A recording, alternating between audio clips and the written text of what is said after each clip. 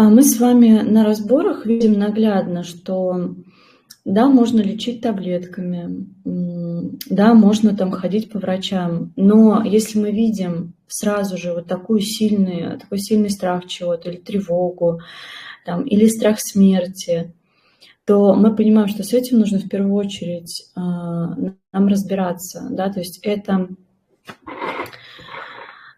такие состояния, которые могут быть десятилетиями, да, то есть тело может их вот постоянно перерабатывать, да, пока мы не найдем ответ. Ответы мы находим в терапии и в психологии, да, то есть